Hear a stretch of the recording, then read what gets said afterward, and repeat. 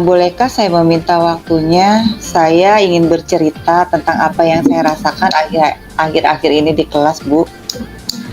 Baik Ibu Nupus, apa yang mau Ibu ceritakan? Begini, Bu Ririn. Akhir-akhir ini saya merasa murid-murid di kelas yang saya ajar kurang antusias dalam menerima pembelajaran dari saya. Selain itu, jumlah murid-murid yang mengerjakan tugas hanya 50% tiap kelasnya. Jadi menurut Jadi menurut Ibu Nupus, apa yang Ibu harapkan dari obrolan kita hari ini? Saya mengharapkan solusi atas permasalahan saya tentang antusiasme murid-murid yang saya akan ajar, Bu. Oke, menurut Ibu Nupus, hal apa saja yang membuat murid-murid Ibu kurang antusias dalam pembelajaran bersama Ibu?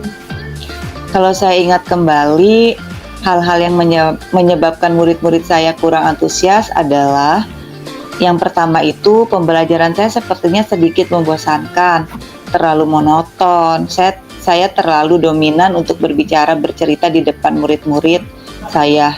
Yang kedua, saya tidak memberikan kesempatan untuk murid saya untuk berpendapat atau aktif berbicara pada pembelajaran saya. Oh, begitu Bu. Kira-kira apa saja yang dapat membuat murid Ibu antusias dalam pembelajaran Ibu? Menurut saya, murid-murid pasti menginginkan pembelajaran yang asik, tidak monoton, dan tidak membosankan. Wah, saya sependapat dengan Ibu. Lalu, menurut pendapat Ibu, apa saja yang bisa membuat murid-murid asik dan tidak bosan pada pembelajaran Ibu? Menurut saya, pembelajaran harus terpusat pada murid-murid. Diminta untuk aktif dalam pembelajaran, kemudian adanya ice breaking ataupun games supaya pembelajaran lebih menarik lagi. Lalu mengenai tugas yang diberikan kepada murid-murid Ibu, apakah penyebabnya sehingga kurang antusias dalam pengumpulan tugas? Kemungkinan karena tugas saya terlalu banyak dan berisi banyak pertanyaan tanpa saya memberikan sumber belajar yang beragam dan mengasihkan. Kalau boleh tahu, Ibu menggunakan sumber belajar apa saja di kelas, Bu? Saya biasa menggunakan buku teks yang ada di perpustakaan, Bu Ririn. Adakah sumber belajar yang lain selain buku teks? Saya pikir banyak ya, Bu. Sumber belajar seperti video YouTube, artikel di blog, atau tulisan ilmiah di internet. Atau bisa juga kita menggunakan aplikasi yang sedang tren ya, Bu, seperti TikTok dan IG.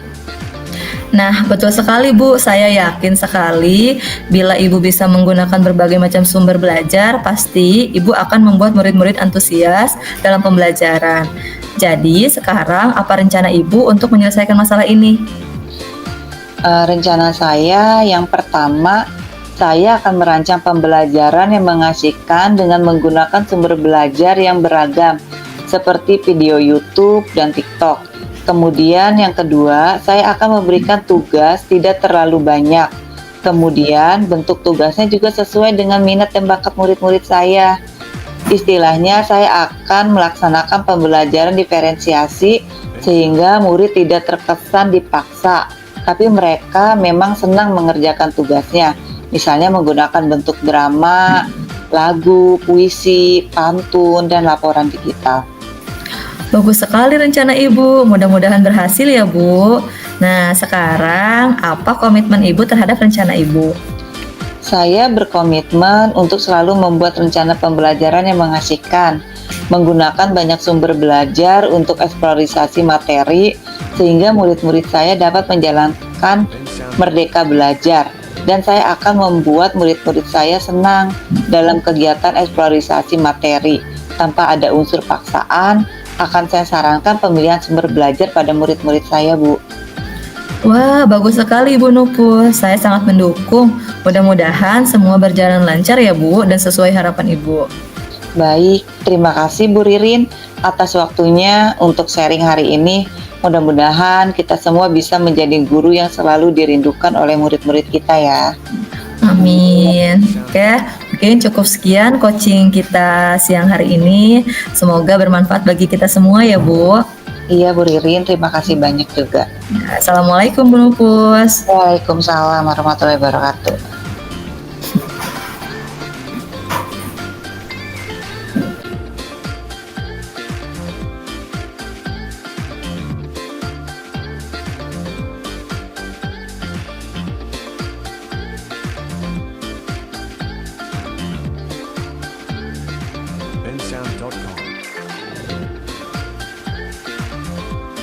Assalamualaikum.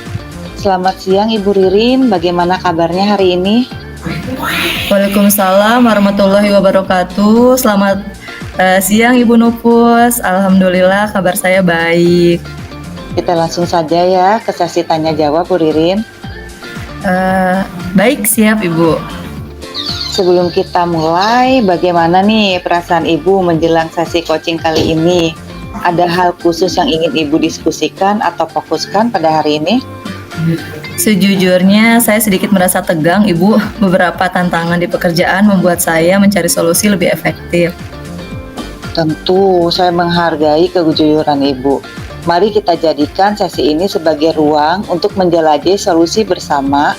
Apakah ada hal khusus yang ingin kita bahas lebih dalam hari ini? Iya Coach, iya Bu ada. Oke, kita langsung ke sesi tanya jawab saja ya Bu Ririn ya. Siap Ibu Nupus. Apa tujuan yang ingin Ibu capai dari sesi coaching ini? Saya ingin meningkatkan kemampuan presentasi saya di depan umum Ibu.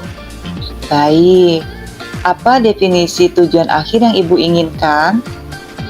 Saya ingin bisa presentasi dengan percaya diri dan membuat audiens terkesan dengan presentasi saya. Oke, bagus kalau begitu.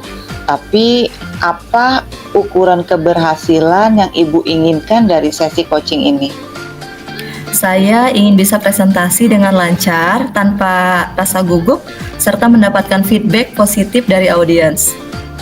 Oke, sekarang mari kita masuk ke tahap identifikasi ya Bu Ririn ya. Di Baik. sini, apa yang membuat Ibu merasa kesulitan dalam presentasi? Saya merasa gugup dan sering lupa kata-kata saat presentasi, Ibu. Boleh diceritakan lebih lanjut bagaimana perasaan itu bisa muncul, Bu Ririn? Pertama, rasa takut tidak bisa memberikan kesan positif kepada audiens, membuat saya gugup. Terkadang saya merasa tekanan untuk menyampaikan sesuatu yang sempurna. Oke, saya paham betul. Nah, di situ bagaimana Ibu menghadapi situasi tersebut? Harapan saya, Ibu dapat membimbing saya dengan pertanyaan-pertanyaan yang membuat saya merenung, membuka ruang bagi saya untuk menyusun pemahaman yang lebih mendalam mengenai tantangan yang saya hadapi. Saya merasa didengar dan didukung, Ibu. Baik, kita akan bersama-sama mencari solusi untuk mengatasi hambatan ini ya. Apakah ada hal lain yang ingin Ibu tambahkan? Saya hanya ingin merasa lebih percaya diri, terampil saat presentasi, dan saya yakin dengan bimbingan ini saya bisa mencapainya. Baik, sekarang mari kita merancang rencana aksi. Apa rencana Ibu dalam mencapai tujuan presentasi yang Ibu inginkan? Saya akan mempersiapkan materi presentasi dengan baik, berlatih presentasi di depan cermin, dan mencari feedback dari teman atau mentor. Bagus. Adakah poin yang Ibu miliki dalam rencana aksi Ibu? Apa Ibu? Ulangi lagi pertanyaannya. Adakah prioritas yang Ibu miliki dalam rencana aksi Ibu? Prioritas saya adalah mempersiapkan materi presentasi dengan baik dan berlatih presentasi di depan cermin. Saya percaya bahwa fondasi yang kuat dalam materi dan latihan akan membantu saya mengatasi rasa gugup ini. Oke, sekarang strategi apa yang ingin Ibu gunakan untuk mencapai tujuan presentasi Ibu sendiri? Saya akan mencari referensi materi presentasi yang baik, mempersiapkan slide yang presentasi yang menarik, dan berlatih presentasi dengan fokus pada intonasi dan gerak tubuh. Saya juga berencana untuk meminta feedback konstruktif untuk terus memperbaiki diri. Nah, itu adalah langkah-langkah yang sangat baik ya Bu Ririn ya. Rencana aksi yang terstruktur dan fokus pada detail akan membantu Bu Ririn mengatasi tantangan presentasi dengan lebih efektif. Bagaimana Ibu Ririn melihat tindak lanjut dari rencana ini, Bu Ririn?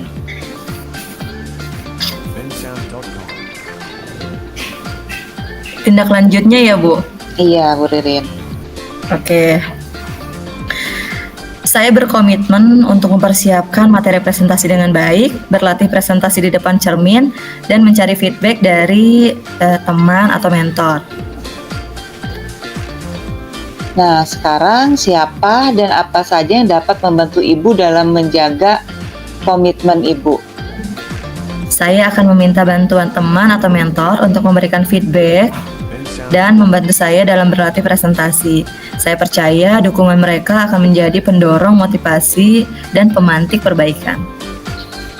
Bagaimana dengan tindak lanjut dari kegiatan coaching ini, Bu Ririn? Saya akan terus berlatih presentasi dan mencari feedback dari teman atau mentor untuk terus meningkatkan kemampuan presentasi saya. Kegiatan ini tidak hanya menjadi fokus sementara, tetapi juga sebuah perjalanan berkelanjutan menuju pengembangan diri dalam berkomunikasi efektif. Oke, baik Bu Ririn. Semoga rencana Bu Ririn pada kegiatan coaching hari ini bisa terlaksana dengan baik ya. Dan Bu Ririn juga bisa lebih terampil lagi presentasi di depan banyak orang. Amin. Terima kasih banyak Ibu. Iya. Oke, saya akhiri sesi coaching ini ya Bu Ririn. Semoga kedepannya Bu Ririn bisa lebih baik lagi. Wassalamualaikum warahmatullahi wabarakatuh. Waalaikumsalam warahmatullahi wabarakatuh. Terima kasih Bu. Iya Bu Ririn.